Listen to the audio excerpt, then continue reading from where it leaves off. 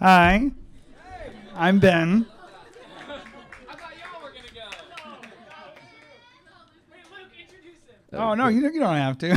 Please welcome to the stage Ben Greene. Oh, thank you. So, I'm a TV writer who mostly writes for children's animation, and I love being a writer. But occasionally someone will ask me, is there any other job you could picture yourself doing happily?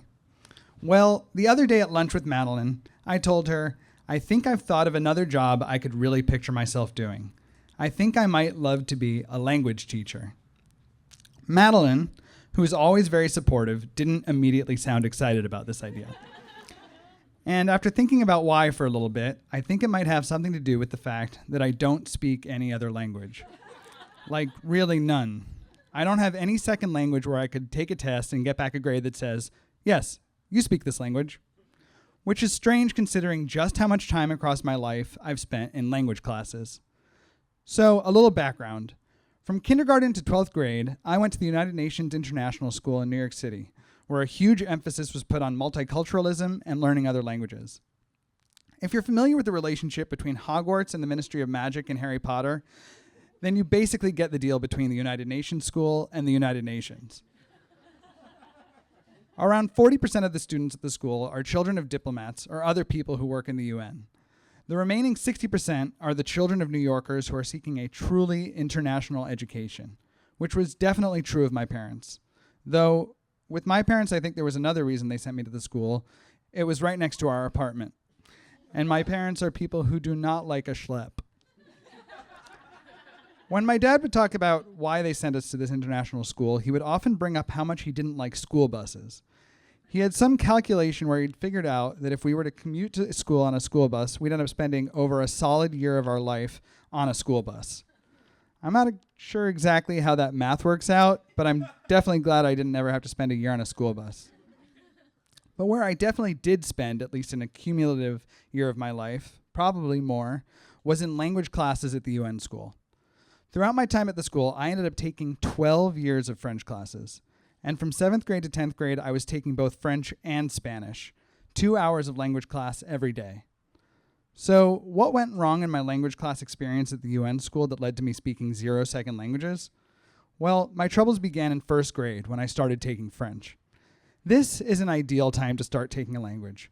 But for the magic to work, you really have to be engaged. I actually was engaged in the singing parts of the class, but when it came to the non-singing parts, I spent my time daydreaming, and my French teacher didn't do anything to stop me.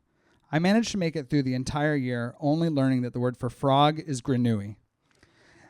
And so I made it to 2nd grade French, a full year behind my classmates. From 2nd grade to 4th grade, I continued to learn at about the pace of one phrase a year. In 2nd grade, I learned Je m'appelle Ben. In 3rd grade, I learned Je suis très intelligente. In 4th grade, I learned Est-ce que je peux aller aux toilettes, s'il vous plaît? 4 years of being taught French at the UN school, and I learned what really could have been taught in a week to an engaged learner. Maybe a day. But despite the fact that other kids in my classes had learned so much more French than I had, I still received good grades. I think I was such a sweet 4th grader with such a big round head and a big sweet smile that French teachers couldn't possibly give me a bad grade when the time came. They were like, this is elementary school. Grades don't matter. But they do matter. Because when you get an A for only knowing grenouille, you end up making it to 5th grade French 4 years behind everyone else in your class. Because I was so behind in 5th grade, I was put in the dumb kids class with other kids who had fallen way behind. It was at this point that I decided I wasn't going to take it anymore. It was time for me to actually become très intelligent. In this class, I was the kid who always had his hand up, asking, how do you say apple? Comment dit-on feelings? Comment dit-on curiosity? And for the first time, I really started to learn French. But there was also a problem. I noticed that the fellow dumb kids in my class were giving me the stink eye. See, they'd realized that this particular French teacher, a recent college graduate, was easily bullied and intimidated. If we all worked together, we could break her. Make it so that no one had to learn. But I was messing with that plan. And so I realized that I had to choose between being a united front with the dumb kids, my peers, or be alienated along with my French teacher. And so I chose the dumb kids.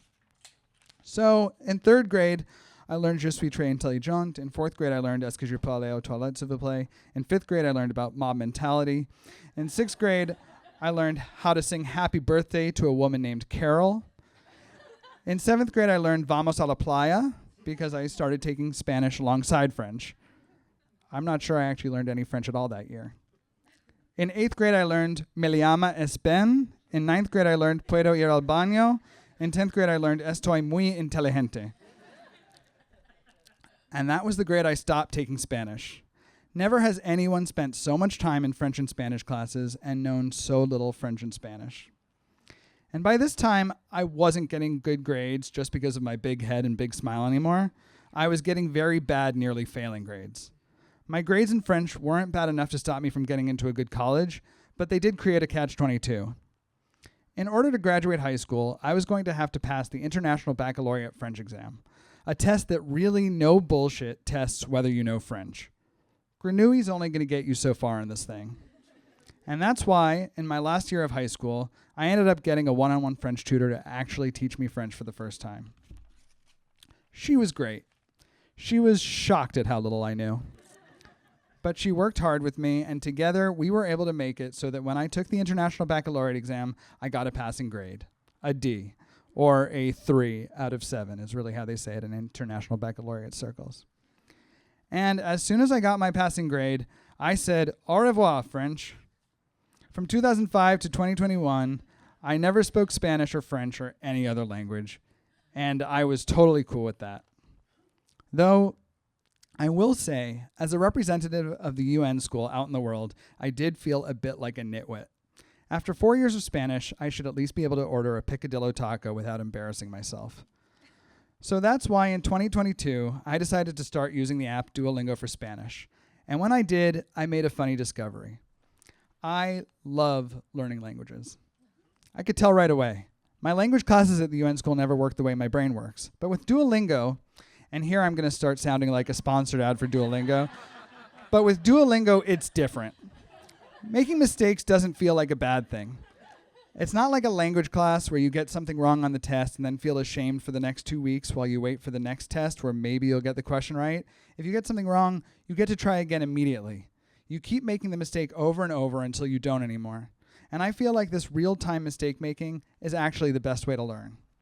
And so I was amazed to see, after a few months doing Duolingo, that for the first time, I not only felt like I was really learning Spanish, I felt naturally good at learning Spanish. And after racking up a streak of 500 plus days of using the app, I really saw a path to knowing this language. I thought, when I've been doing this for a couple of years, I'll get a tutor, and they'll help to fill in blanks for me. And for the first time, I'll have a second language. But then, in August of 2023, something happened that was really bad for my progress in Spanish. Madeline and I went to Japan. And I switched, temporarily, I said to myself, temporarily I switched to learning Japanese on Duolingo. And I started to learn that water is mizu, and rice is gohan, and lawyer is bengoshi. You learn the word for lawyer so quickly on Japanese Duolingo. It really makes it seem like the 3 most fundamental things in Japan are water, rice, and lawyer. During our trip to Japan, I was surprised at how much fun I had using new words in real settings. I loved saying "Ohayo gozaimasu" in the morning, and "Konnichiwa" in the afternoon, and "Konbanwa" in the evening. And maybe because our trip to Japan was my favorite trip we've ever gone on, I came back to the United States really wanting to learn Japanese. And so that's what I'm doing now. No Spanish at the moment, just Japanese. I've learned about 30 of the characters and how to write them, which is awesome, because that means there are only about 2,000 more I have to learn. I've actually even started a Substack where I'm documenting my journey as I learn Japanese. Because, as it turns out, I actually really love doing this. So, now you understand why, the other day at lunch, I told Madeline I think I might want to be a language teacher. And you understand why Madeline was a little bit skeptical. And she's probably right to be, because we're currently planning a trip to Vietnam, and at least up to this point, that kind of twist doesn't work out well for me. Thank you.